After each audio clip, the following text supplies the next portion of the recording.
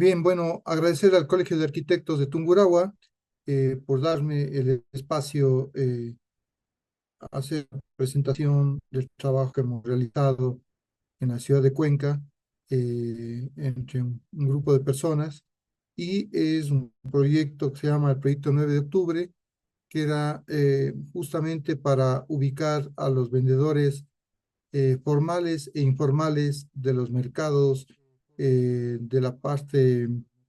eh, la parte oriental de la ciudad de Cuenca, es en el sector de la 9 de octubre, y lo que interesaba es cómo los vendedores informales pueden ocupar un espacio en la ciudad sin ser desplazados a áreas marginales.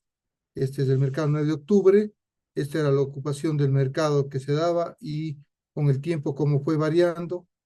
El mercado fue ahorcado, se podría decir, o estrangulado por los vendedores informales, y los usos de servicios higiénicos, basura, estaban al exterior del mercado, y los vendedores informales, como les decía, cerraban el mercado.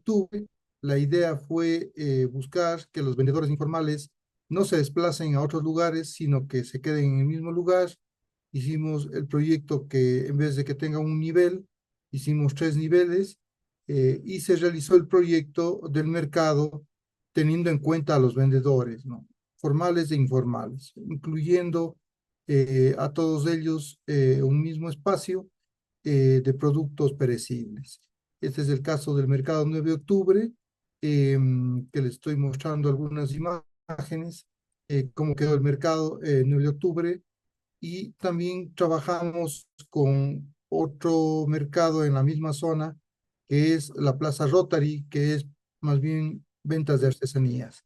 En este lugar dejamos a los vendedores de ese espacio, dándoles unos mejores puestos, consolidando el espacio, diseñando los puestos de venta, llegando a unos acuerdos con los vendedores, y en donde se puede cohabitar los ciudadanos un lugar adecuado para sus ventas. Entonces, ustedes pueden ver aquí las imágenes de cómo se diseñaron los puestos y cómo fue realizado el proyecto. A la par también hicimos un tercer proyecto, que es justamente abrir algunos espacios que quedaban entre los mercados, como este espacio o este pasaje. Y también, por último, realizamos un espacio para el tema social, referido a el centro de mercados, temas de un centro de salud para la gente del mercado, guarderías, comedores municipales en estos predios que lo pueden ver en este espacio. Este fue el diseño, y aquí se ubicaron los vendedores informales de productos no perecibles. Y en la Casa Blanca pueden ver que se destinó al centro de mercados. Este fue la intervención en Cuenca, y creo que ayuda al tema de entender de la venta de informalidad y formalidad, una ciudad que tiene que ser inclusiva y buscar que la gente se quede en los mismos lugares donde está trabajando, pero dándole las condiciones adecuadas. Muchas gracias.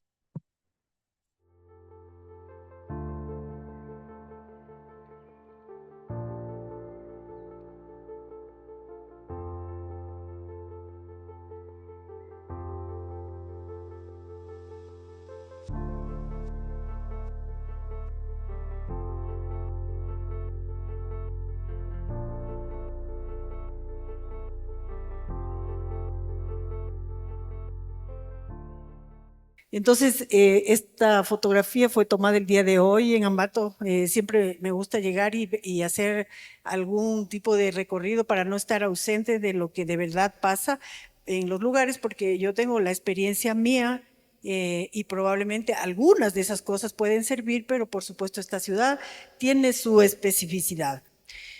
¿Por qué yo vengo a hablar de esto? ¿Por qué consideró el Colegio de Arquitectos que mi presencia aquí podía ser de utilidad? ¿Quién soy yo para decir algo sobre algo que pueda ser de utilidad para Ambato o para cualquiera que requiera tratar sobre el tema del espacio público.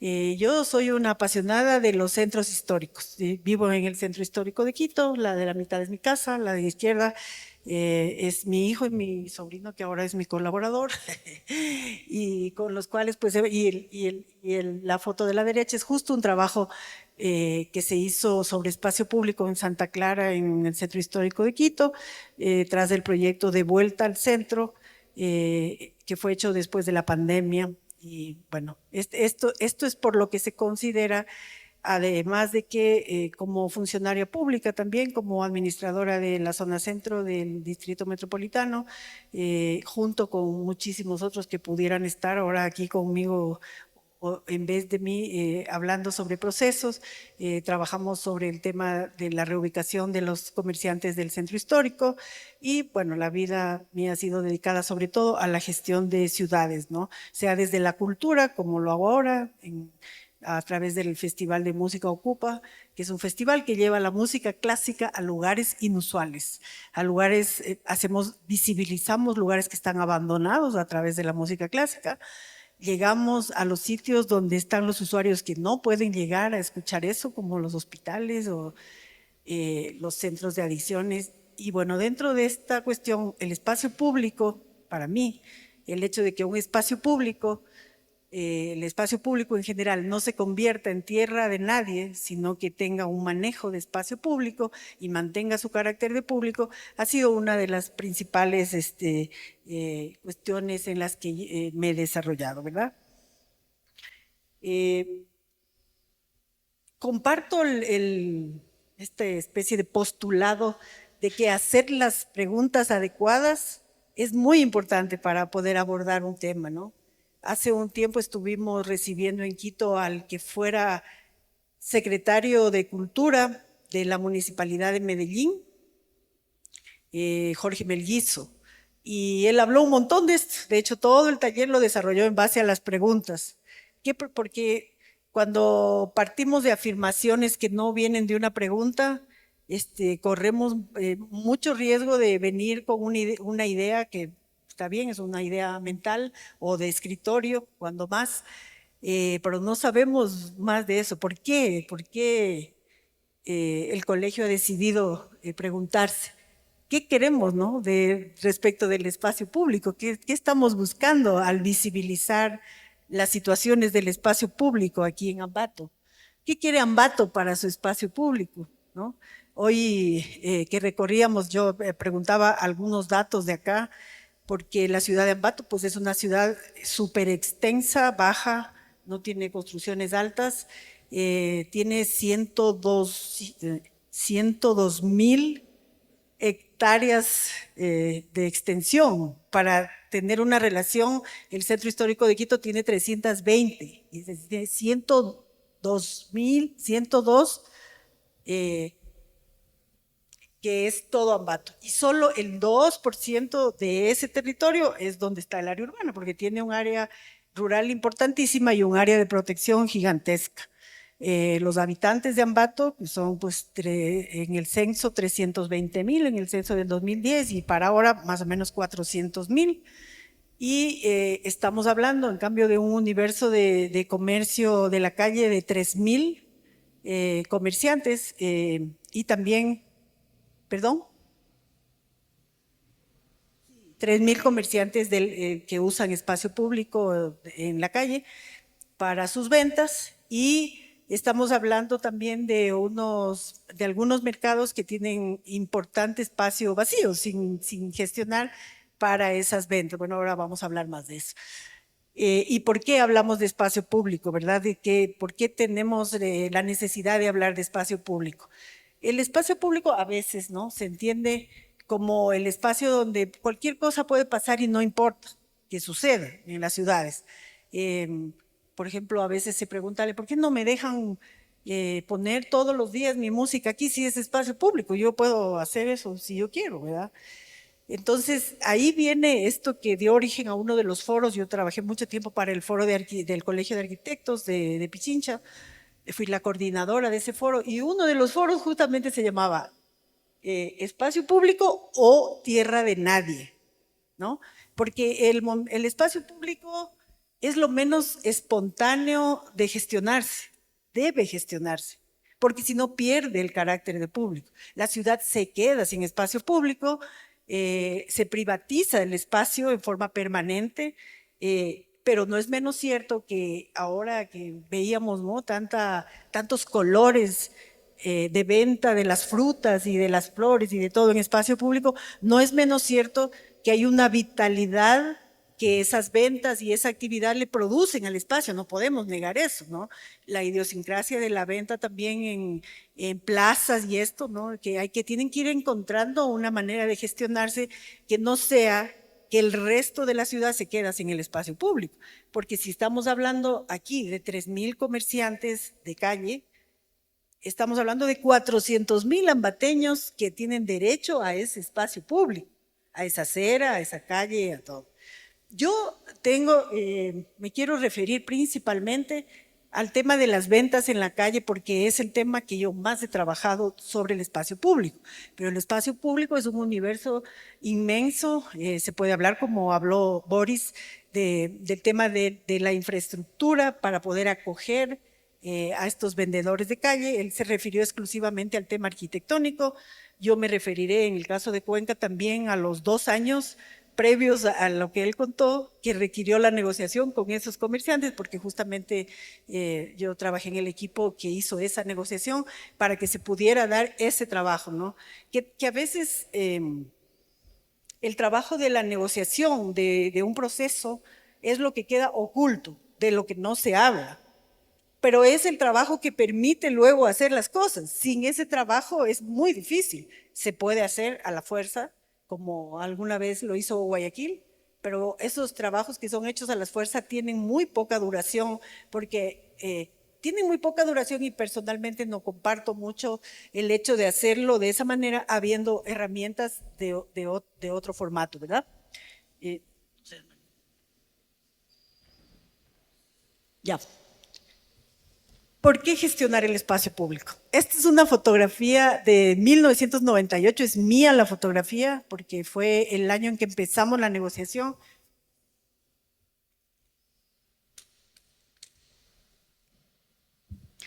Que hasta que los comerciantes estuvieron dentro de las soluciones que se encontraron allá para los comerciantes en Quito, hasta que eso ocurrió, pasaron 3 gestiones administrativas, esta alcaldía, la siguiente, y en la segunda del siguiente recién se hizo la... Y luego se hablaba de los 15 días en que se transformó el Centro Histórico de Quito, pero eso ni Mandrake, no sé si se acuerdan de Mandrake, pero es un mago, pero no es verdad. O sea, cada vez que hablemos de una reubicación o de un trabajo consciente sobre el espacio público, tenemos que saber que detrás de eso hay conflictos que resolver y manejar, hay actores presentes, hay intereses presentes y hay cosas que ese comercio está solucionando.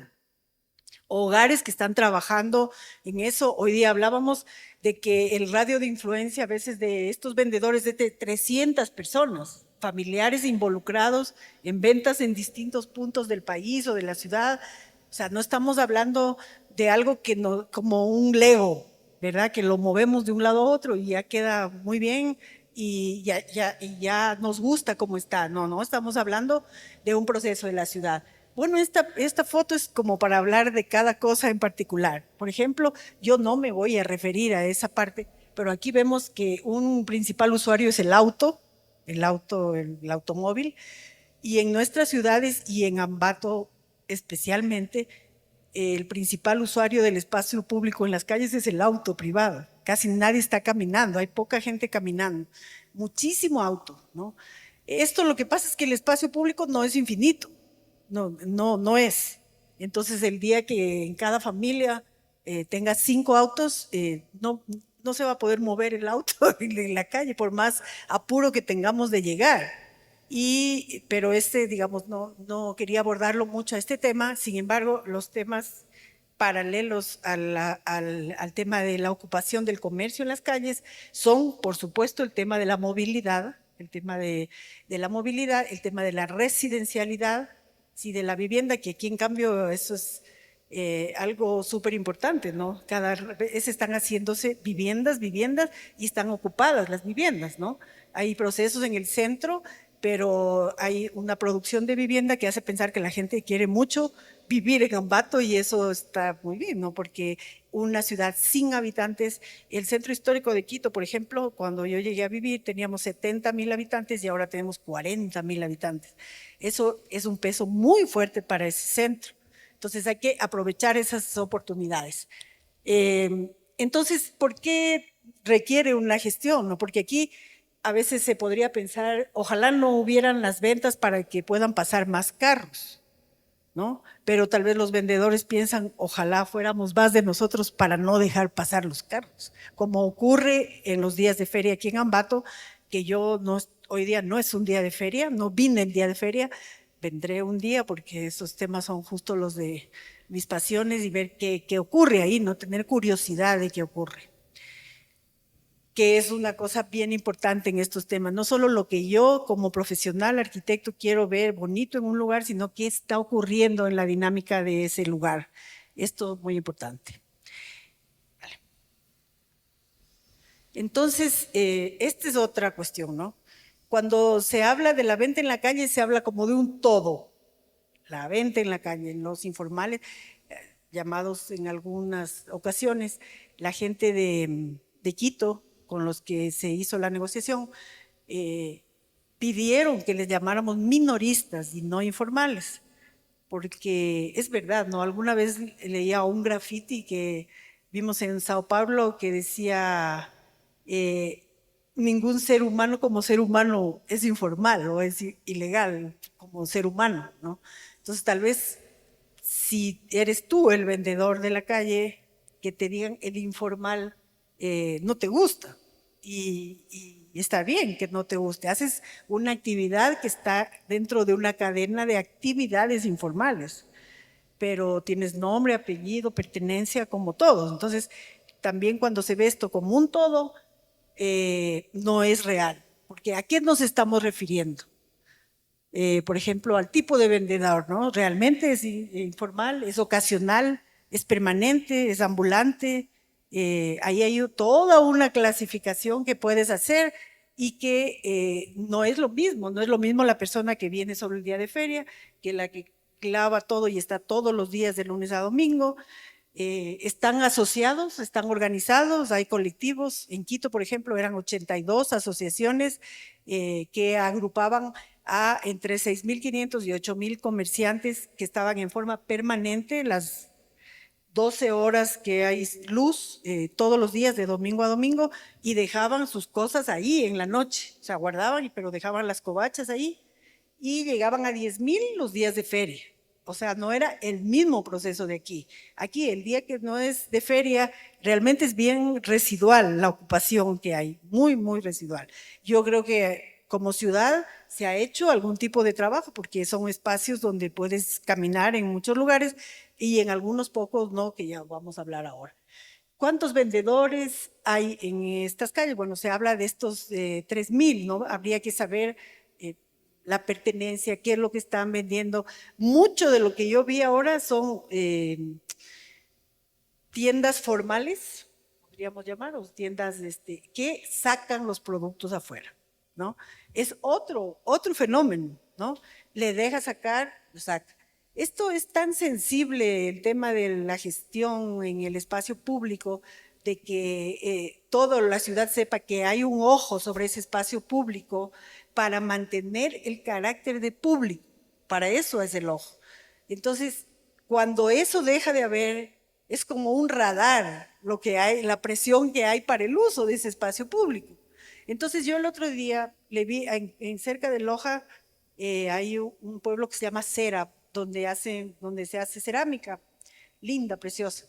Y esa nunca la ves en la calle, siempre está en sus tiendas de su pueblo o en Loja, en los mercados así. Y estaba en el centro de Quito, donde no hay en el momento tanta gestión de control y eso, así como puesto en el suelo. Yo me acerqué a conversar y le digo, nunca he visto esto aquí. Dice, sí, pero es porque hay que averiguar bien dónde no hay control. Y ahorita no hay control. Aquí tiene todita la razón. Ella quiere vender, tiene un espacio, no hay control. ¿Qué le puedes reclamar en definitiva, no? Porque tiene que haber esta como gestión del espacio público siempre orientado a mantener el carácter público. Por ejemplo, ¿qué ha pasado en algunas calles de Quito? Que se peatonizaron y se quitó el comercio que había en la calle, dando espacio para que sí puedan estar en otros lugares. Pero ¿qué pasó con esos lugares? Que ahora se estacionan principalmente carros de la Presidencia de la República, de la municipalidad, del cuerpo diplomático, sobre las calles donde antes habían vendedores. Entonces, esta cuestión del respeto al espacio público, de la gestión, no está haciendo para mantener el carácter público, está haciendo para que otro lo privatice de todas maneras, ¿verdad? Eh, ya. O sea que sí vamos a respetar los 15 minutos entonces.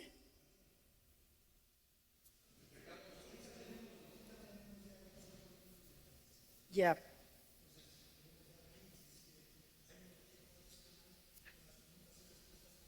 Entonces, no, disculpe, no entendí bien al comienzo, me alargué porque pensé que estaba en mi tiempo. Eh, Tal vez me permite. Ya, muchas gracias. Entonces, esto de las necesidades y conflictos presentes, ¿verdad? Dale, Mi. El método que se eligió en Quito es el método del consenso, el diálogo. Estos procesos tienen que hacerse profesionalmente. ¿Y por qué menciono esto? Es porque el grupo que tenga que manejar esto, idealmente también los dirigentes del comercio deberían capacitarse en manejo de conflictos. Hay muchas vertientes de esto, pero tiene que ser gente capacitada. De hecho, el primer tiempo donde nosotros no estuvimos todavía como equipo capacitados para eso, no fue de lo mejor. Tienen costos, ¿verdad? Porque requieren de preparación y de recursos y no son de corto plazo. Es un trabajo que requiere hacerse, son complejos y obviamente no solucionan el todo ni satisfacen todas las necesidades. Eso, ningún método hace eso, ¿verdad? Eso es una ilusión mental, pero no ocurre. Dale.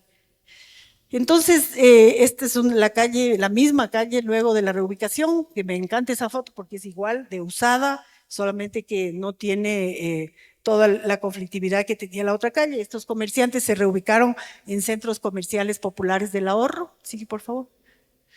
Y esto era Ambato, que yo digo, bueno, aquí se perdió toda la vereda, la gente circula por la calle, pero acá tenemos muchísimos puestos vacíos en este mercado, que por otro lado es un mercado completamente cerrado que no permite exhibir lo que hay adentro, y eso para cualquier comerciante pues es un dolor, que lo que vende no se ve hacia afuera, ¿verdad? Dale. Más fotos, ¿no? Donde estamos perdidas. Mis conclusiones de esta primera parte, ¿no? Conocer profundamente la población, actores, territorio en el cual se va a desarrollar un proceso, que diversas realidades tienen diversas soluciones, a veces generalizar hace más conflicto que solucionar, que el consenso tiene que ser la herramienta para la sostenibilidad. En Quito hubo 300 reuniones, en 80 de las cuales estuvo presente el alcalde. Y en Cuenca, que era un poco más pequeño, fueron como unas 70 reuniones y al menos en la mitad de esas el alcalde de su momento estuvo presente para poder hacer. Y la gestión continua, ¿no? La ciudad es dinámica, entonces no podemos tener la aspiración de que el día de mañana solucionamos un problema y el próximo año va a seguir solucionado, porque la ciudad se mueve, es más dinámica que el propio cuerpo humano, entonces la dinámica obliga a continuar en la gestión. Y bueno, muchas gracias con las frutas de Ambato.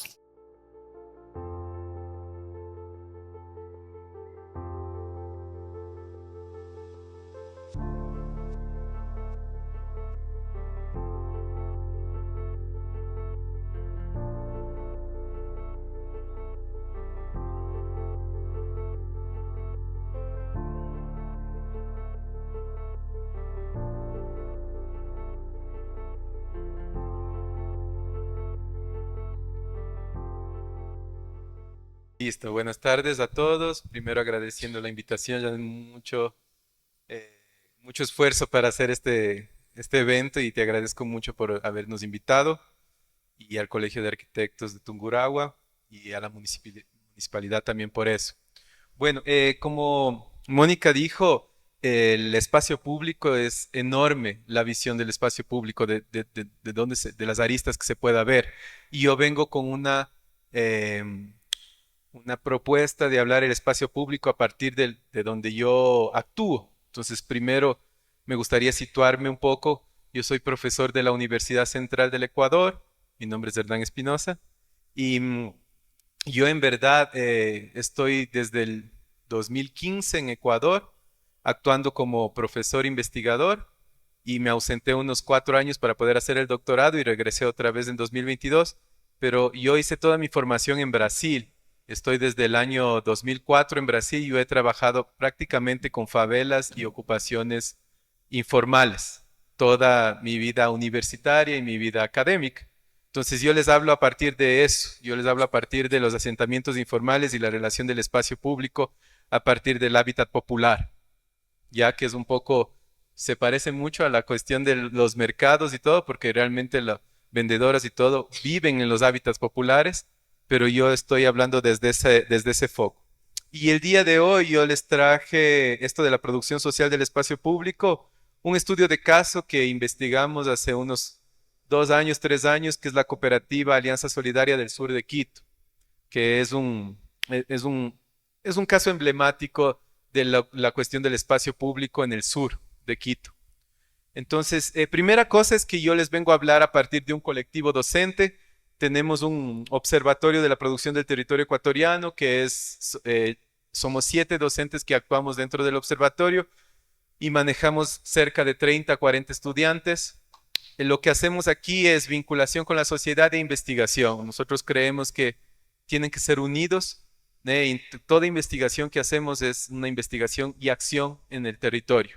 Entonces, el estudio de caso que yo les voy a contar es parte de una de las investigaciones de este observatorio y no lo hice solo, lo hice junto con otros docentes y con muchos estudiantes, que me parece que siempre vale la pena que el trabajo es colectivo, y cuando el trabajo es colectivo es mucho más potente enseñar a la gente. Bueno, aprovechando y por mucha coincidencia, cuando Janet me llamó a invitar, yo estaba leyendo este artículo salió en la prestigiosa revista Nature, que es una revista que ya todo el mundo sabe que es súper difícil de publicar, la más famosa del mundo, así, para que vean que lo que estamos conversando no es algo muy contemporáneo. Esto de aquí es de 2023, aceptado en 2024 y publicado en marzo de 2024. Y es una investigación que relaciona los espacios verdes con salud y las permanencias en espacios verdes residenciales y el decrecimiento de los riesgos de depresión y ansiedad. O sea, estamos hablando ahorita no solamente de ganar espacios públicos porque es bonito o porque quiero ver flores, estamos hablando de salud de nosotros. Los espacios públicos son salud para nosotros. Entonces, solo un poco de esto, que fue hasta difícil de conseguir, fue chistoso porque la revista Nature cuesta creo que unos, qué sé yo, $500 este artículo, y es hecho por unos chinos, creo. No están ahí. Y el rato que entré no podía bajar porque no tenía que pagar, pero les escribí directamente a los chinos y me mandaron por email. Entonces es como que me pude bajar, y esto de aquí investiga la relación de eso, de los espacios verdes residenciales o los espacios verdes que están alrededor de nuestras residencias, cómo nos hace bien para bajar los índices de depresión y ansiedad. Y es un estudio muy fuerte, por eso sale en una revista de esos, que se observó 4 millones de personas durante 11 años. O sea, no es una cosa que es un estudio por aquí o por acá. Y en esa tabla que no se ve muy bien, dice que fue visto por edad, fue visto por género, fue visto por un montón de variables. Entonces es importante que lo que estamos ahorita hablando es una cuestión muy contemporánea, que el mundo está preocupado también y nosotros deberíamos preocuparnos. Una cosa también es que yo soy ambateño, entonces yo sé muy bien Yo crecí aquí en el Español, yo nací más abajo por la Medalla Milagrosa y yo sé bien lo que significa la falta de espacios públicos en Ambato. En verdad yo me acuerdo cuando era pequeño que, o sea, yo salía de mi casa y era tan denso que tenía que irme al Parque de la Laguna y era un poco lejos, digamos así. Y mi mamá no me le gustaba que salga porque me iba en bicicleta y no me iba en bicicleta por parques lindos y no me iba en medio de la calle porque no había por dónde andar. Y hasta ahora es así y lo que me preocupa un poco también es que se está replicando ese modelo de expansión en la ciudad, como esa densificación que tenemos aquí con estos parques que son maravillosos aquí, pero son cerrados de noche, no son permeables, no es un lugar para estar jugando fútbol, o sea, es una cuestión más del centro histórico, pero se está replicando un poco ese modelo de expansión donde no se tiene espacios públicos conectados, no se tiene eso. Entonces, este ejemplo que les traje es un poco la decisión popular de hacer espacio público por sus propias manos. Estoy hablando de este tipo de lugares que son los que yo actúo.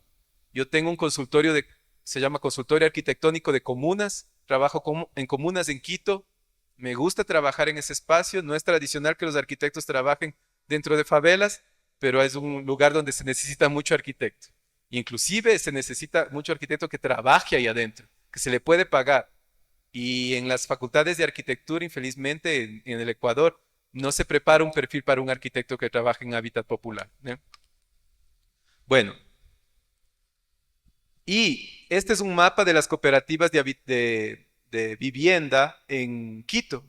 Es un mapeo que hicimos para esta investigación que les dije y yo específicamente me voy a centrar, ahí está el centro histórico, le pueden ver, yo me voy a centrar en una cooperativa que está al sur de la ciudad, que es Cooperativa de Vivienda Alianza Solidaria, le dicen COVIAS.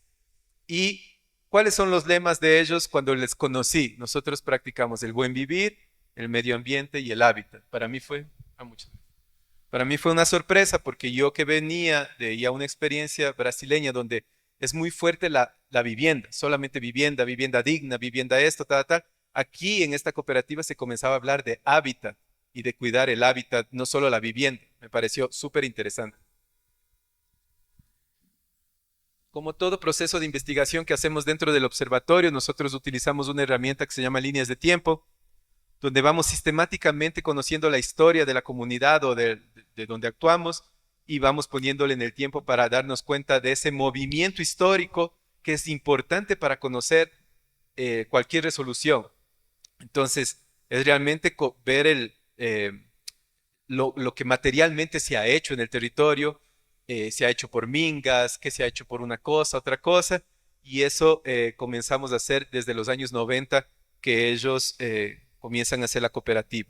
El territorio que estoy hablando es esto de aquí, es Quitumbe. Todo el mundo de alguna forma debe conocer porque el terminal terrestre está por ahí.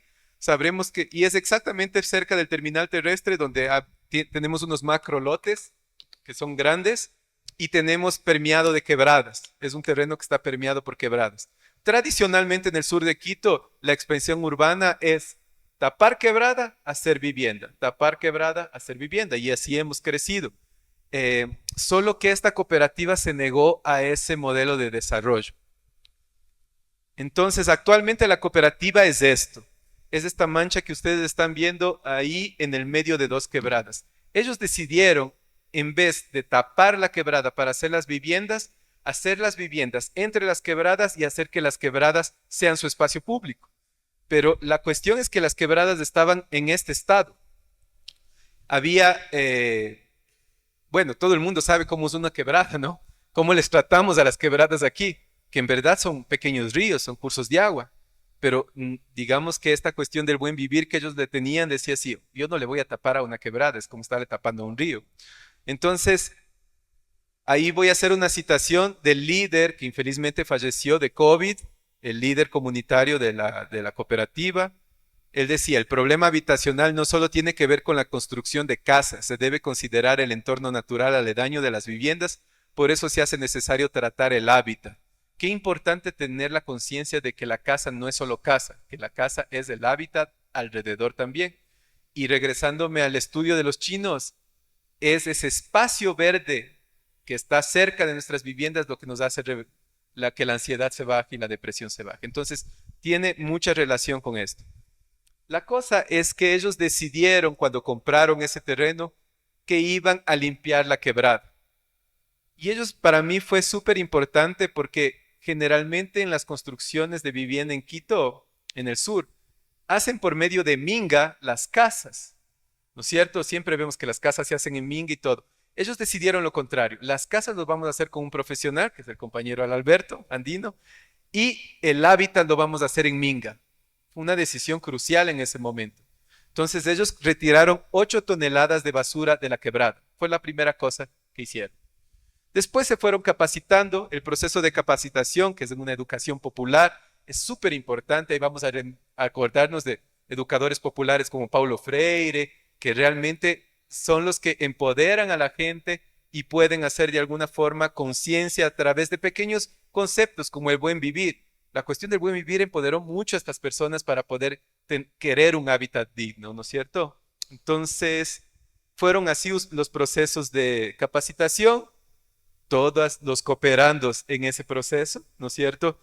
Y unos decían, no, tapemos la quebrada, eso me contaba Fabián y Sandra, tapemos la quebrada, digamos, va a ser apestoso, vamos a quedarnos con la quebrada apestando al lado de la casa, y eso nos meten en la cabeza a nosotros, inclusive a planificadores, que se tiene que quebrar, se tiene que borrar eso. Bueno, y la activación de procesos culturales ancestrales como la minga, ¿no? Ustedes saben muy bien que eso funciona bien. Yo cuando traigo a los brasileños aquí y les converso de la minga se quedan medio que locos, ¿no? Porque allá hay una palabra que es como minga, que se llama muchirão.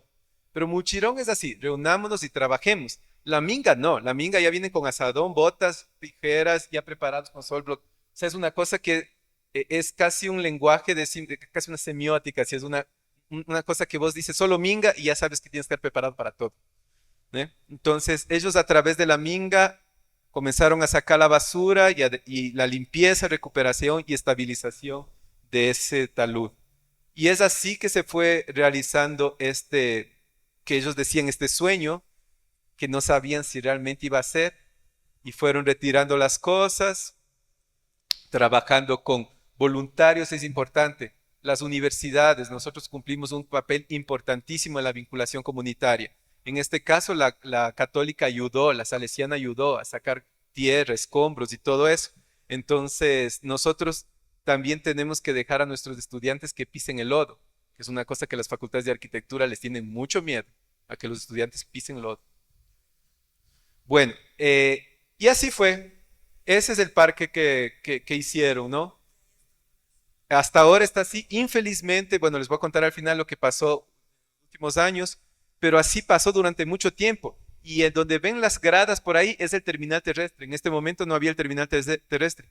Y aún con el terminal terrestre y todo el peligro que hay y todas las cuestiones, ellos decidieron en no cerrar ese espacio. Es un espacio público que le brindaron a la ciudad, ¿no? Hecho por las propias manos de ellos. Entonces, ese es el lugar como se ve actualmente. O sea, nosotros hacemos dentro de la central talleres, proyectos de vinculación y llevamos a los estudiantes allá como un buen ejemplo. Y ya se notó este ejemplo internacionalmente en la Bienal de Quito. Fue un ejemplo increíble también de eso.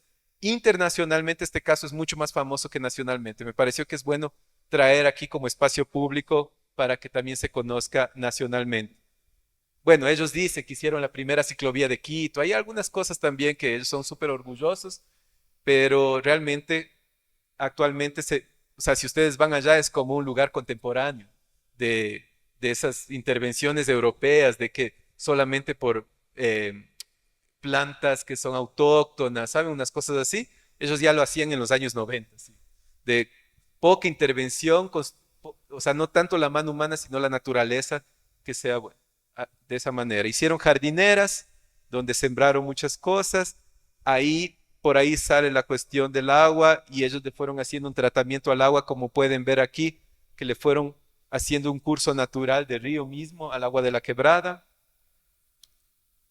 Y bueno, no es solo activar el espacio público, eso es importante, infelizmente la municipalidad no está aquí, pero el espacio público se hace, pero se tiene que trabajar en él, se tiene que hacer eventos, se tiene que activar cultura, porque si no el espacio se muere. Entonces ellos saben muy bien eso, llevan escuelas, llevan piezas de teatro, hacen cuestiones de música y siempre le están activando al espacio público para que no se muera, ¿no? De alguna manera. Como les decía, ellos decidieron hacer la contratación de la asesoría técnica en arquitectura. Ahí está la foto del Albert, bien joven ahí.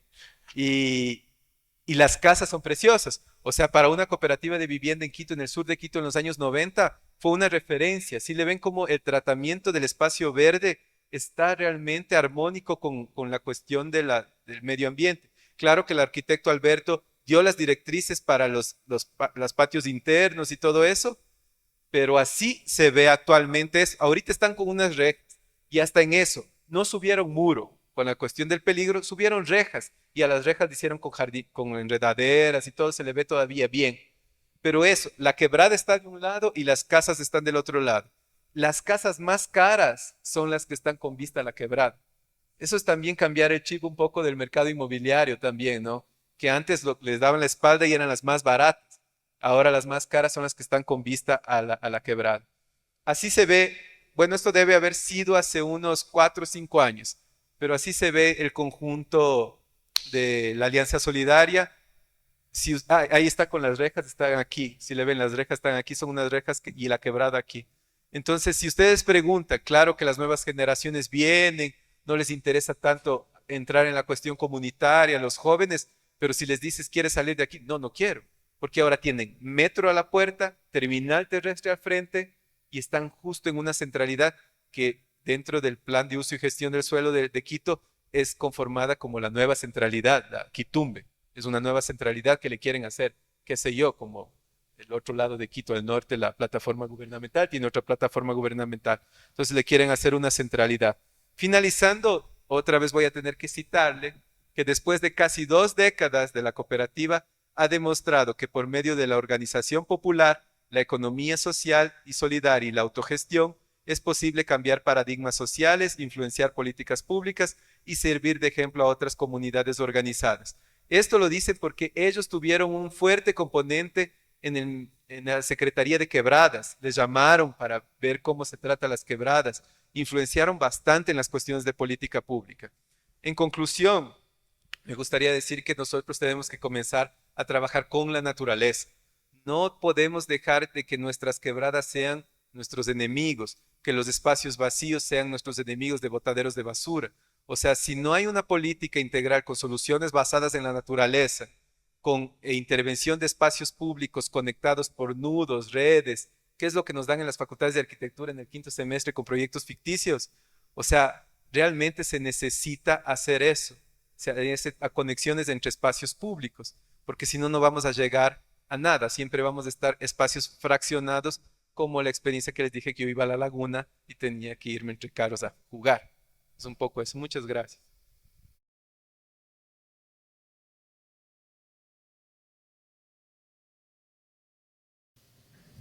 Buenas tardes. Uy, perdón.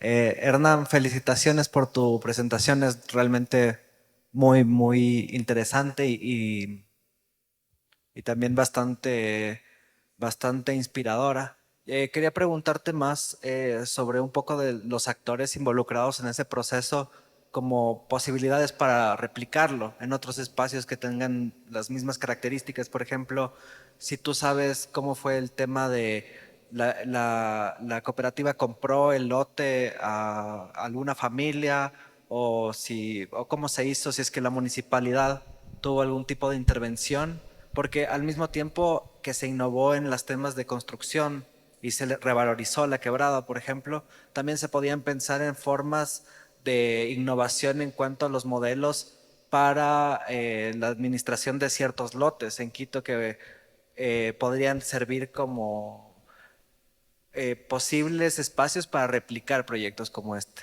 Eso. Chévere. Bueno, gracias por la pregunta. En verdad, verás, sabemos en detalle estas cosas porque acompañamos durante 3 años con entrevistas y todo.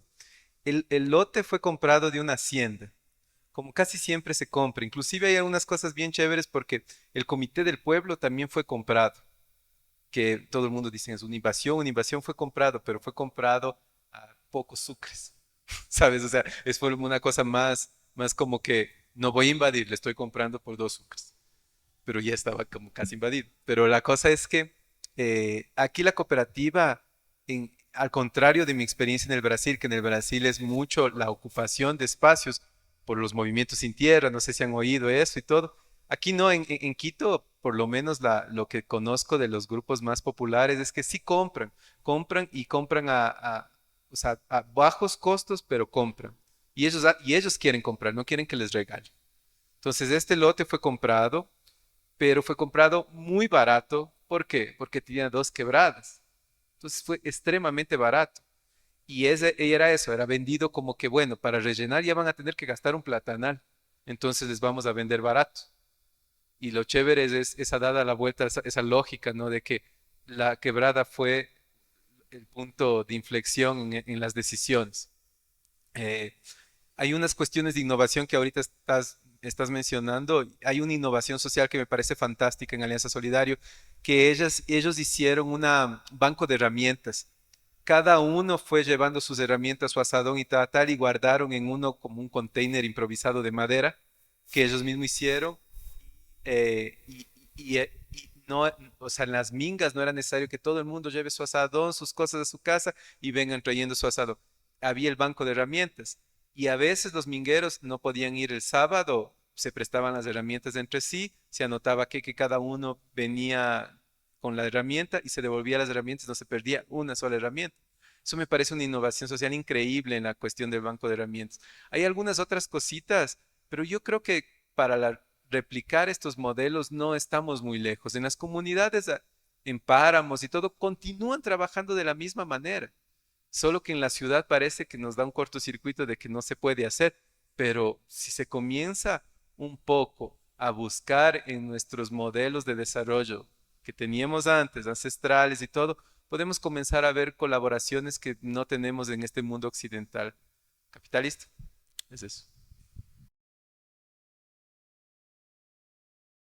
Bueno, felicitando a los conferencistas por la intervención, quería hacer una pregunta a la arquitecta Mónica. Ha sido muy enfática en decir, necesitamos ser profesionales para poder gestionar con estos comerciantes que están ubicados en los diferentes sitios para poder generar de forma correcta la intervención. Ahora, ¿cuál sería la diferencia entre con mucha voluntad ir a gestionar y hacerlo de una forma capacitada y profesional? Eso.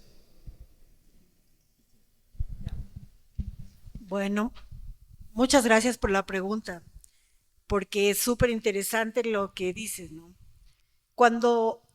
Antes de empezar el proceso de reubicación del comercio en la calle en Quito, nosotros profesionalmente hicimos los proyectos donde pensamos que les iba a interesar mucho estar a los comerciantes. Y también profesionalmente hicimos los escritos para poder ir a decirle a cada uno, tú te vas a ir acá, tú vas a estar acá. Ya. Lo que no hicimos profesionalmente fue la negociación. No sabíamos escuchar. Escuchar no es algo espontáneo. Hay que aprender a escuchar con las técnicas del manejo de conflictos, con la escucha activa, que te sirve para tener información sobre lo que estás trabajando. Entonces, tú crees que sabes la necesidad del otro en un escritorio. Eso no es verdad. Y sigue ocurriendo, ¿no? Por eso es que tenemos a veces una infraestructura que no funciona. No funciona porque desde el principio es ajena a los que la van a usar, ¿verdad? Entonces, el equipo que se capacitó para poder hacer el trabajo de acercamiento a la comunidad fue capacitado en manejo de conflictos y yo recomiendo eso. No digo que sea la única manera, pero para cualquier profesión, para cualquier situación que vayas a enfrentar, que tenga trabajo con la comunidad, que es la mayoría de cosas, todo tiene un trabajo comunitario. Mejor hacerlo porque para eso existen las técnicas, ahora hay escuelas de mediación, hay centros de mediación, por algo será que aparecieron, ¿verdad? Para poner de acuerdo a la gente. Entonces, en estos temas que tienen una cantidad de conflictos infinita. Necesitas cada vez más gente que esté capacitada para hacerlo, los mismos profesionales que están en los colegios de arquitectos, en la municipalidad, en la empresa privada, o bien lo hacen ellos o buscan gente que pueda hacer dialogar a las partes para saber cuáles son las necesidades y poder explicar las posturas de ambos lados, ¿no? Entonces hay una diferencia, o sea, la diferencia es que de un modo produces muchas veces una ruptura del diálogo. La gente se cierra, no quiere hablar más. Y del otro lado estás siempre como construyendo, nosotros que somos de arquitectos algunos, pequeños puentes para que la gente sí pueda comunicarse. Esa es, yo creo que es la diferencia básica, ¿no? Que o sea, la mejor idea no es mejor que el mejor acuerdo, no es, porque tienes que convencer, en vez de partir de la necesidad de ese acuerdo y de ahí venir con el diseño o lo que sea. Por eso yo decía en lo de Boris que él contó, que son unos proyectos magníficos hechos por él, eh, a que se pueda llegar a que van a entrar ahí, le antecedió casi 2 años de diálogos, de manejos de conflictos para que puedan querer estar en esos lugares maravillosos, ¿no? Es lo que podría decir. Buenas tardes. Mi pregunta es para el arquitecto Hernán.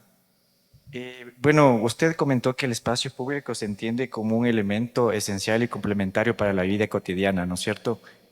En este ámbito, mi pregunta es, ¿existen varias tipologías las cuales se podrían plantear para utilizar espacios públicos? Es decir, que no solo se traduzca un parque, sino que hay un bagaje de varias soluciones propositivas como profesionales que podríamos plantear. Y en el caso específico de la ciudad de Ambato, ya que ustedes de aquí también. Sí, muchas gracias por la pregunta. Es un poco lo que estaba diciendo al final.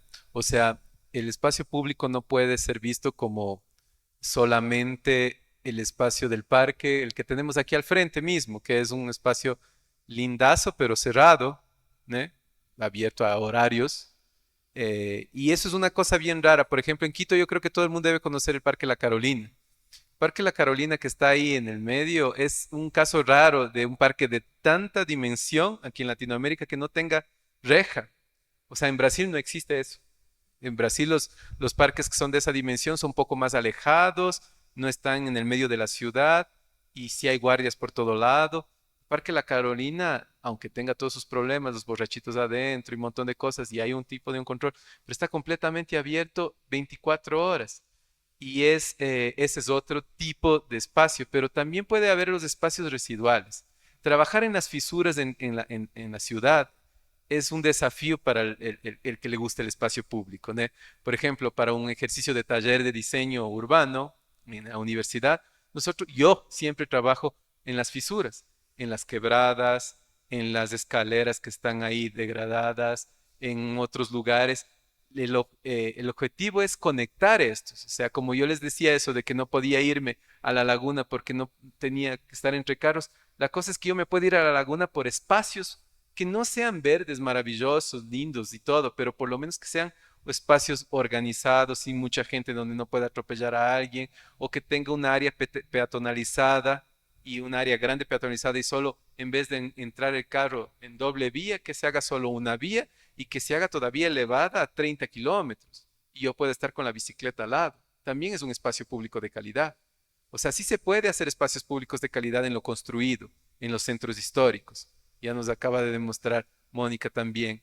Entonces, yo creo que los espacios públicos tienen diferentes, digamos, entre comillas, tipologías. La cosa es conectarlos. O sea, es eso. Y eso son clases del Kevin Lynch, de los nudos, de las redes, de no sé qué. Eso tenemos que aplicarlo de una manera seria, como política pública mismo, ¿sí? La conexión. Gracias, buenas tardes. Felicitaciones a los dos expositores muy claros en la explicación de cómo poder lograr el rescate del espacio público. Pero a la arquitecta Moreira quiero preguntarle, luego le pregunto al arquitecto Espinosa también. Puntualmente, a ver, hablando del tema del comercio autónomo, no lo digo informal para no herir susceptibilidades, el comercio informal o autónomo que se ubique en las calles. Yo sé que el trabajo tiene que ser un trabajo de base, de llegar a acuerdos con estas personas que por supuesto tienen la libertad de buscar su forma de sobrevivir a través de este trabajo en las calles, ¿verdad? Pero se dan posibles alternativas y se les dice, no, no, hay que regresarles a los mercados porque se salieron de los mercados, o hay que crearles más mercados para enviarles allá. Pero definitivamente eso no da resultado. Posiblemente dé resultado un tiempo perentorio, pero luego volverán a ocupar las calles. Entonces, ¿cómo realmente tener el acercamiento con ellos o llegar al acuerdo con ellos, ¿verdad? Para decir, no, la calle no es el mejor sitio para que realicen su negocio o su actividad comercial. Porque caso contrario, el problema se repite, y se repite, y se repite año tras año, década tras década. Usted daba ejemplos de lo que ocurrió en Quito desde hace mucho tiempo atrás, claro, cuando había una desorganización bárbara en el centro histórico. No sé si efectivamente la construcción de los centros comerciales populares fue la alternativa. No han salido de nuevo, sino que las administraciones maquillan para dar otra impresión de que no. En el caso específico del centro histórico de Quito, no, logramos y vencimos y pudimos. Aquí en Ambato no ocurre esa situación y no creo que ocurra con facilidad el llegar a una solución real, una solución acordada. Eso. Y para el caso del arquitecto Espinosa, sí, lo que usted nos decía es regresemos a lo anterior, regresemos a lo tradicional, regresemos a lo ancestral, porque eso ha dado buen resultado. Yo no sé en la academia, en este caso en la Facultad de Arquitectura, la Universidad Central, si es que efectivamente al nuevo profesional se le dirige a esa idea. Porque en el mundo actual y contemporáneo es exactamente lo contrario. Se le pone en la mente al estudiante o al futuro profesional que no, lo anterior no sirve, lo antiguo no vale. Eso quedó y esa es historia. Ahora hay que innovarse, ahora hay que, no sé, si nos queremos inventar cantidad de cosas. Cuando vemos que a través de la Minga, por ejemplo, se logran resultados exitosos. Ahora, esto lo hicieron privadamente, la academia con la comunidad. ¿Qué rol tuvo ahí la municipalidad? ¿Apoyó en algo? Esas serían mis consultas. Gracias. Bueno, voy a empezar por el final de lo que hablaba usted. Yo creo que hay que abandonar la ilusión de que un día los problemas de la ciudad van a estar completamente solucionados y nunca van a retornar, porque eso no es verdad. No ha sido nunca verdad. Nunca algunos conflictos urbanos se solucionan para siempre. No puede pasar eso, porque esa es una expectativa que nos llena de desilusión desde de entrada, porque no va a pasar. La ciudad es dinámica, las necesidades, la pandemia, tantas cosas. Entonces, la gestión de temas que son recurrentes en América Latina sobre todo, pero en Europa también. En Venecia ceden espacios súper importantes para la venta turística, es un horror. No hay casi por dónde caminar. Yo no soy partidaria, así sea Venecia, y así sea Souvenir, y así sea la capital del turismo, porque privatizaron espacio público, y ya se quedó privatizado. Pudiera decirse que lograron que solo estén ahí, pero igual ese espacio no es, no es vendible, es público. Ese es el tema. Entonces, conciliar el derecho al trabajo, que en el caso de Ambato tienen 3.000 personas, con el derecho al uso de la ciudad, que en el caso de Ambato son 400.000 personas, eso tiene que prevalecer como un postulado inicial. El derecho al uso del espacio público es de toda la ciudadanía. ¿Ya? Entonces, hay algunos criterios que pueden ayudar a esa gestión del espacio público sin que se privatice en forma permanente. De hecho, aquí utilizan el espacio público cuando son días de feria. Pero en los días que no hay feria es bastante residual ese uso del... Podría trabajárselo uno por uno, porque eso ya es un tema de control urbano. Si hay alguien que tiene una tienda de 12 metros cuadrados o de 20 y otros 20 para afuera, eso es una cuestión de control. O sea, no hay muchas vueltas que darle, ¿verdad? Pero en el tema del uso del espacio, por ejemplo, la intermitencia en el uso del espacio sí soluciona ciertas cosas, porque efectivamente, como decía Hernán, tampoco nos vamos a poner en la posición de que no van a haber temas culturales en el espacio público, es deseable que los haya. Incluso algún mercado de 2 horas que vende lo que sea, frutas, lo que sea, existe en toda parte del mundo.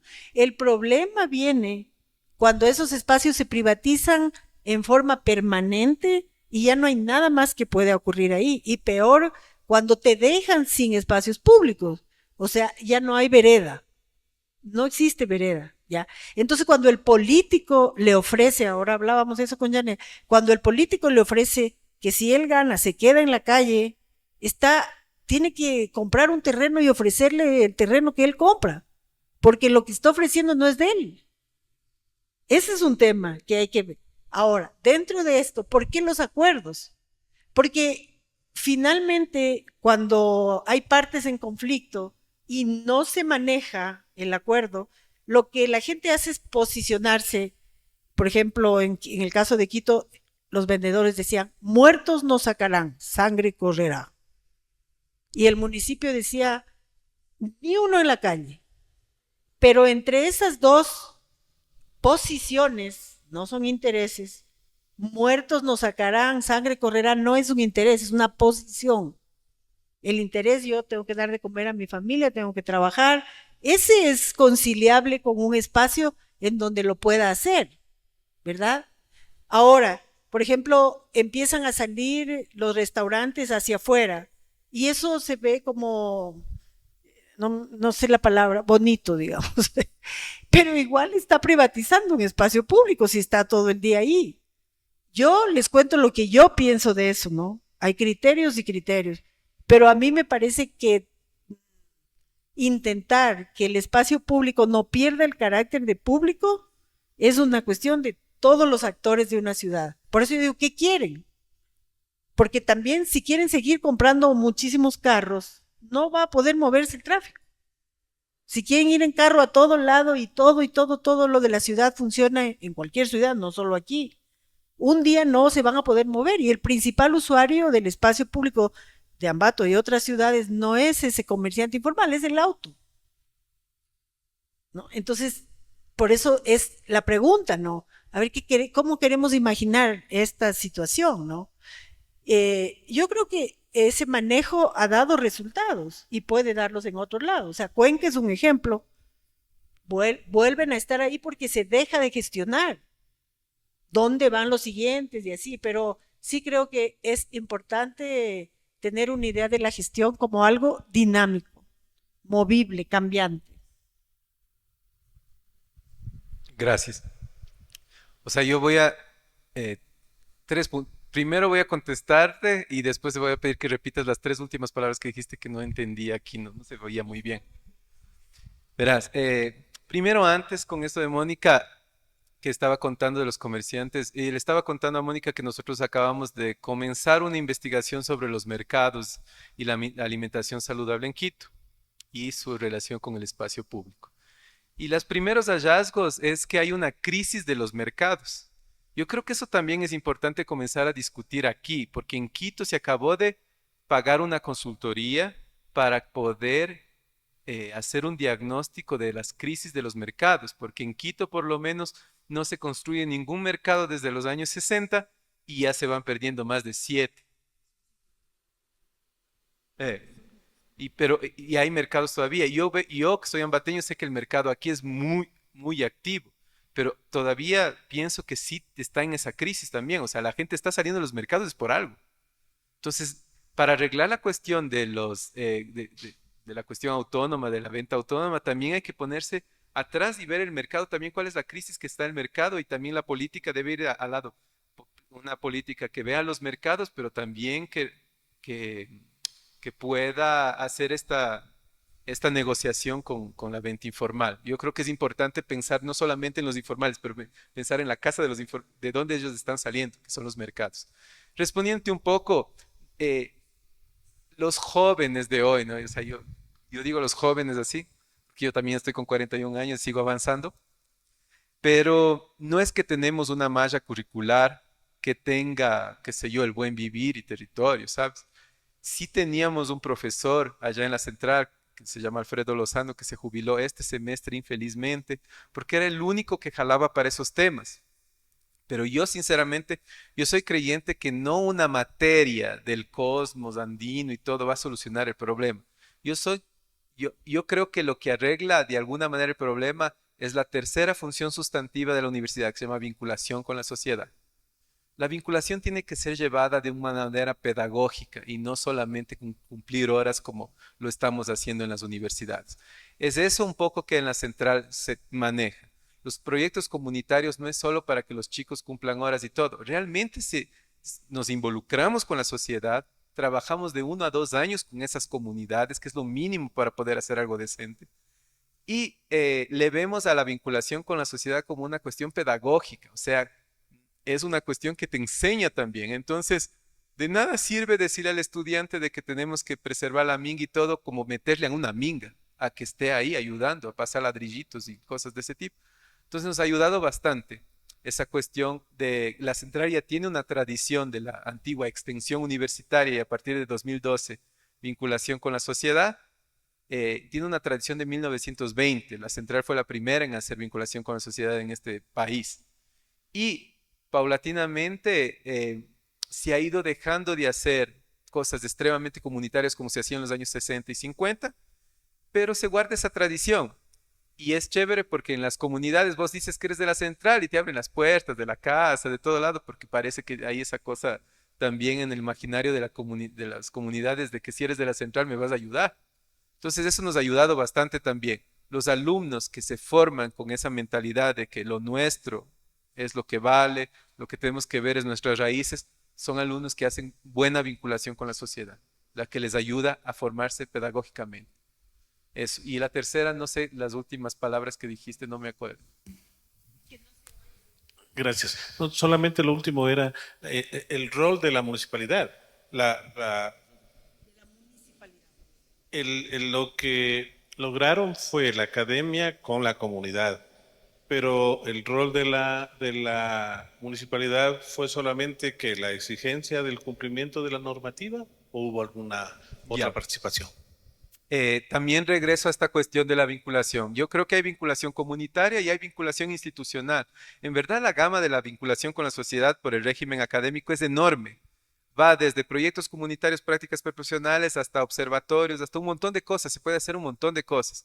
Las universidades le tienen un poco de miedo a esto porque es tan amplio, trabajar con sociedades complejo, que le limitan solo a 3 cosas. Proyectos comunitarios, que es con comunidad, un convenio comunitario, prácticas profesionales, que son las pasantías, y educación continua. En la central, que son 53.000 personas, se trabaja solo con esas 3 modalidades de vinculación. Es la pelea que nosotros tenemos.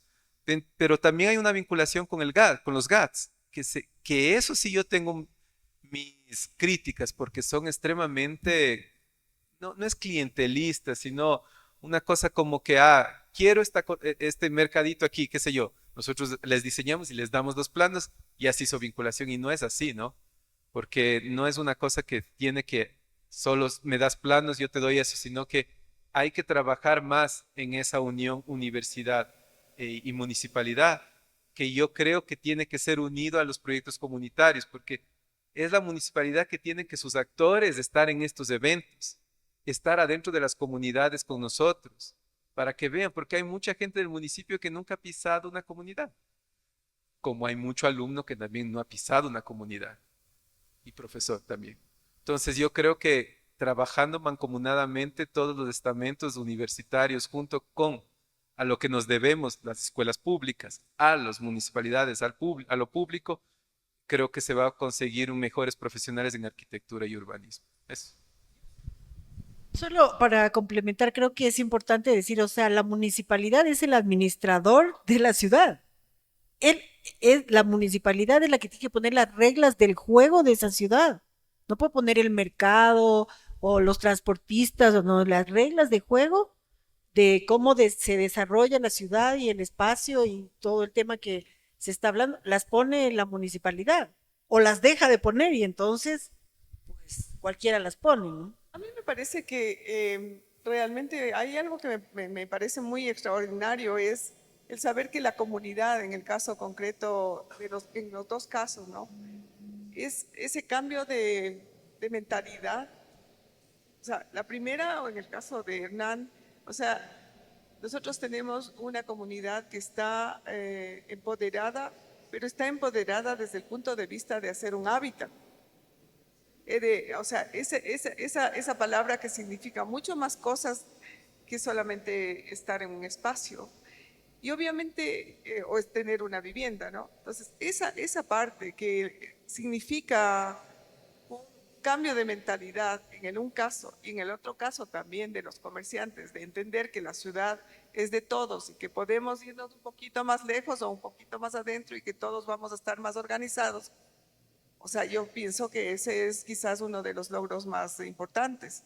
No sé si en eso, por ejemplo, trabajaron ustedes también en esto de la cooperativa o si ellos ya tuvieron tal vez una educación anticipada, porque posiblemente para hablar de esos temas y para tener el cuidado de todo lo que es quebradas y de lo que son áreas verdes, significa que ellos ya tienen una parte ideológica introducida en su forma de vida.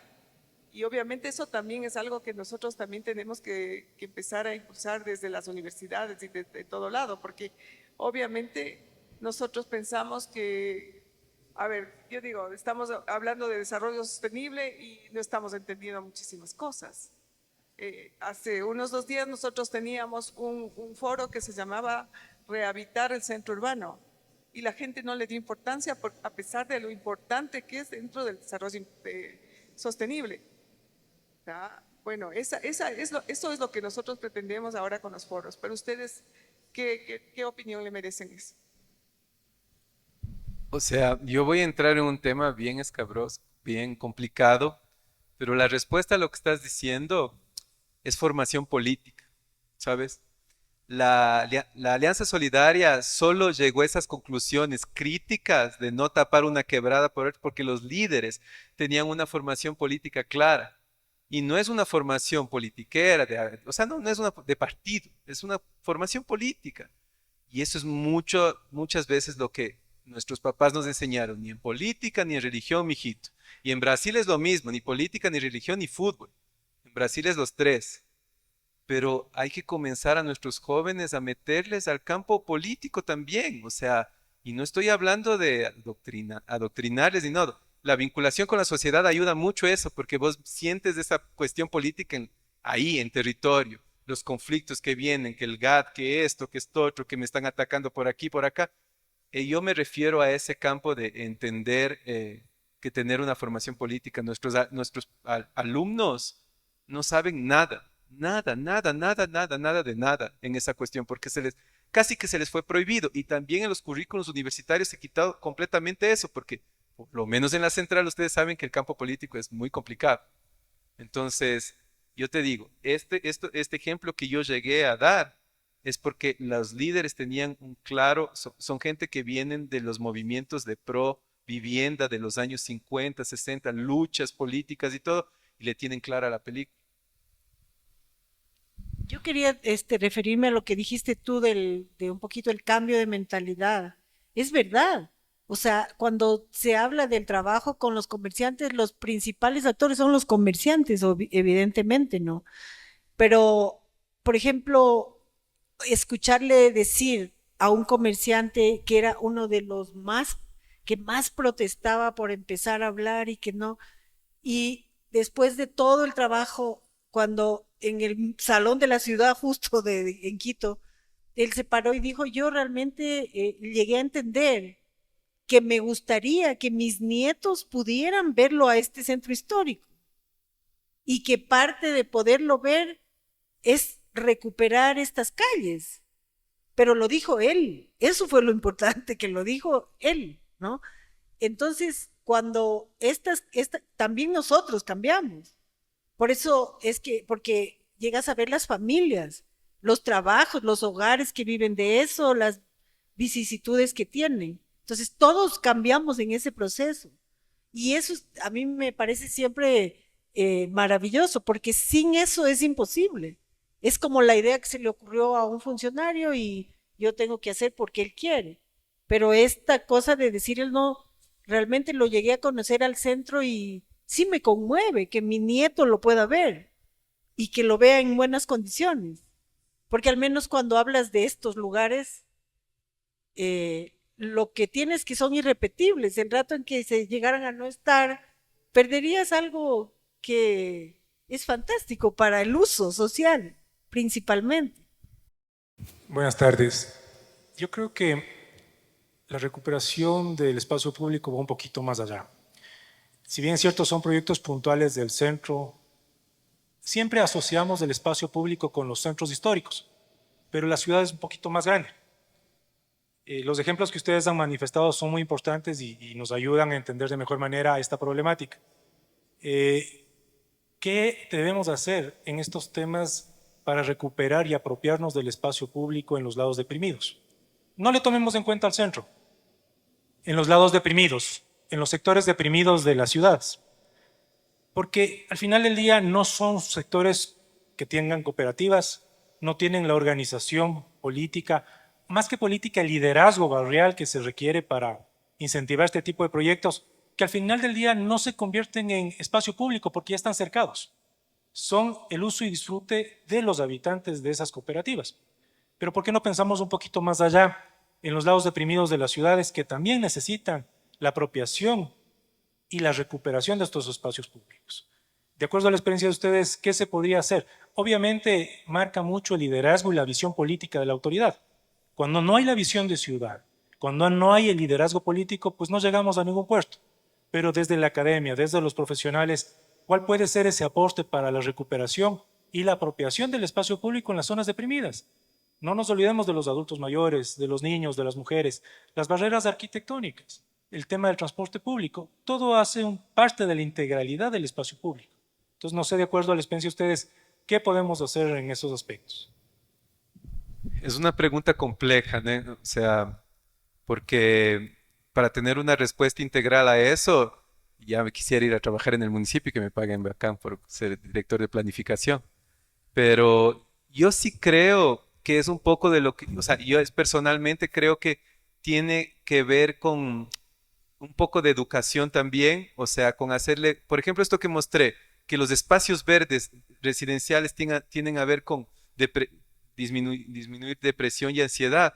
O sea, eso la gente también tiene que llegar a entender y eso es por medio de la educación. Y eso yo digo es un equipo multidisciplinar de trabajador social, porque eso que estábamos hablando con Mónica es fundamental. Nosotros como arquitectos no tenemos las herramientas para llegar a la comunidad integralmente. O sea, no tenemos. Nosotros trabajamos en la central con un grupo grande de sociólogos, jurisprudencia, trabajo social, y nosotros nos quedamos abismados de la capacidad de trabajo social para llegar a la gente. O sea, yo creía que hacía vinculación con la sociedad súper bien, y después que les vi a ellos dije, o sea, no sé llegar a la gente. Entonces hay herramientas y hay profesionales que son formados para eso. Yo creo que se tienen que formar estos equipos multidisciplinares de ir al territorio. Yo siempre soy esa persona de que la gente no está entendiendo, vamos al territorio, hagamos grupos de, qué sé yo, circenses, lleguemos a la gente por medio de... La universidad puede llegar a hacer eso, ¿entiendes? Entonces, un lado me parece que es la educación. Y otro también proyectos bien estratégicos. Yo me quedo pensando si en un lugar que es por arriba, qué sé yo, que no tiene servicios y tal, si se le pone una ciclovía, digamos así, que pase cerquita de su casa y que consiga conectar hasta llegar al centro, a lo mejor alguien se pega la bici, porque le estás facilitando la conexión en la ciudad. Entonces yo creo que la clave es que los espacios públicos tienen que conectar y esto de movilidad es importante porque los espacios públicos tienen que estar ligados a la conectividad de movilidad, sea por bicicleta, sea por otro tipo de... Porque aquí yo veo también que es solo el carro, ¿no? Ambato es tuerca, ¿no? Ya sabemos eso. Entonces, Ambato siempre es el carrito así. Y si tenemos un techito para dejar el carrito para que no le dé el sol, le dejamos bajo el techo. O sea, sabemos aquí muy bien cómo es. Pero los buses siguen igual aquí. O sea, no, la municipalidad necesita hacer propuestas de nuevos programas de movilidad para Ambato. No se puede reducir al carro y al bus de hace de 20 años que yo ya me fui de aquí. Entonces es eso. Y ese nuevo plan, que es esos planes de ordenamiento con visión en la movilidad, los espacios públicos tienen que estar surciendo todo eso. Es un poco atrevido que uno dé ideas para otro lugar, ¿no? Yo no me siento tan bien cuando no lo conozco mucho al lugar y no vine hace algunos años y hoy día me fui a dar unas horas de vuelta. Pero con esas horas de vuelta y con las experiencias que he contado y lo que me gusta a mí es de la suma de actores para hacer algo, ¿no? Que también ha hablado tanto Hernán. Lanzo una idea de lo que he visto aquí. Ambato es una ciudad con muchísimas empresas. Tiene un montón de pequeña y grande empresa de muchas cosas. Es un lugar de producción de cosas. Tiene parroquias enteras que se dedican a la producción y empresarios que hacen buen dinero de eso. No es una ciudad donde hay un déficit laboral, o sea, se ve mucha productividad. Y en algunos proyectos que yo he trabajado, la empresa privada ha sido bien importante para esos proyectos. No hemos hablado hoy de la empresa privada, pero es importante. De hecho, hicimos un trabajo en Quito mismo. Es verdad que yo cito más los lugares donde he estado más en el centro de Quito, pero allí se consiguió, por ejemplo, que 8 empresas mantengan la limpieza y los baños públicos de 7 plazas durante bastantísimos años. En Medellín fueron más allá, tienen un impuesto local de la ciudad para ciertas cuestiones y de ahí es de donde se han hecho algunos espacios públicos y los parques biblioteca que son tan famosos de allá. Yo pienso que si en un punto se tocara a la empresa privada, que no se dejara de hacer tampoco el trabajo comunitario de lo que ha hablado Hernán, pero es verdad que necesitas recursos para ejecutar ciertas cosas. Mucho más en sitios como vemos aquí o en La Libertad o La Colmena en Quito, que tienen cero espacio público, densos y sin espacio público. Eso aumenta el conflicto de ahí. Casi que tienes que volver espacio público, la calle, la vereda, de hacer que no vayan tantos autos por allí, lo que sea. Pero en el caso de Quito, se llegó en una inversión fuerte en ese tiempo de la limpieza de estas plazas en el proyecto Quito Patrimonio Sano, casi $1 millón en 7 años. En los baños públicos que se puso, que son como adicionales al espacio público, porque si no la gente no tiene dónde ir a hacer sus necesidades y no funciona el espacio público solo para espacio público, sino también como urinario. Pero en estos baños que eran mantenidos por la empresa privada, por 2 empresas privadas, entraban 1.500 personas por día al uso del baño público.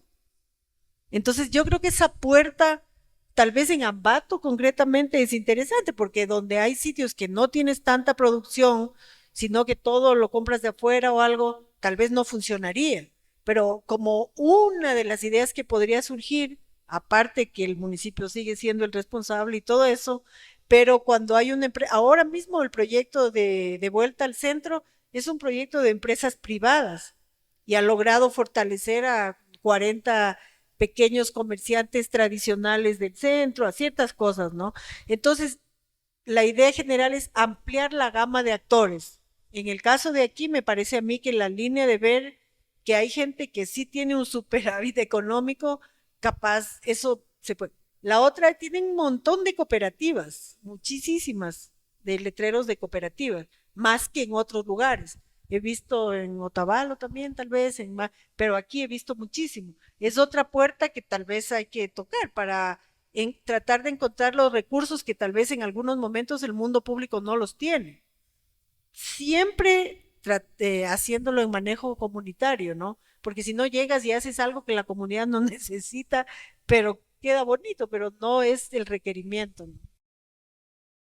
Deseo robarles dos minutos adicionales porque deseo compartirles cierto tipo de reflexiones de activistas, de profesionales, de pensadores sobre la ciudad, sobre el espacio público y sobre el medio ambiente.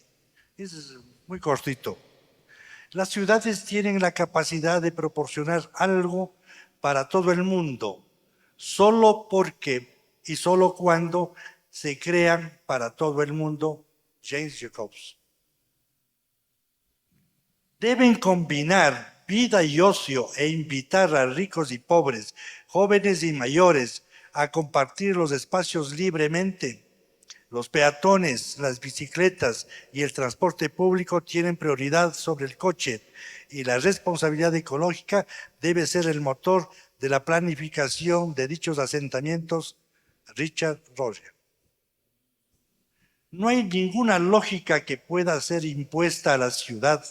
La gente la hace y es a ella, no a los edificios, a la que hay que adaptar nuestros planes. Jan Jacobs. La ciudad cree que fuera de ella no hay más que paisaje, patatas y leche. Ignoran que también existe una cultura noble, antiquísima e insobornable. Castelao. Un agradecimiento a los arquitectos que nos han colaborado, nos han visitado en esta tarde aquí en la ciudad de Ambato, por la invitación que se ha hecho a través del Colegio de Arquitectos. Vamos a continuación a hacer la entrega de un certificado a cada uno de los profesionales que nos han colaborado en esta tarde. A la arquitecta Mónica Moreira, urbanista, dice así: el Colegio de Arquitectos del Ecuador Provincial de Tungurahua otorga el presente certificado a la arquitecta urbanista Mónica Moreira por su destacada participación en las jornadas académicas por el Día Mundial de la Arquitectura bajo la temática determinada por la UIA, empoderando a la próxima generación en el diseño urbano participativo en el foro Espacios Públicos, Ocupación de Todos, Ambato, 3 de octubre del 2024. Arquitecto Juan Mayorga, presidente del Colegio de Tungurahua, y arquitecta Janet Espejo Suárez, comisión académica. Muchísimas gracias, arquitecta, se le agradece y felicitaciones.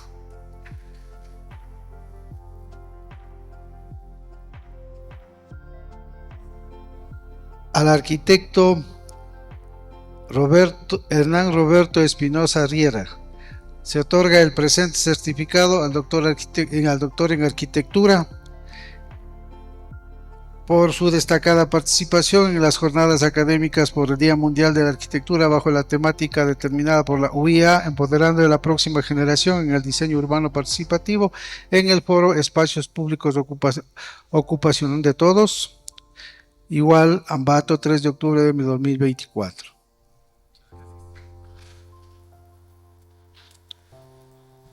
De igual manera, un agradecimiento al colega arquitecto Juan Real Toscano por su colaboración en la participación como moderador de este evento. Muchísimas gracias.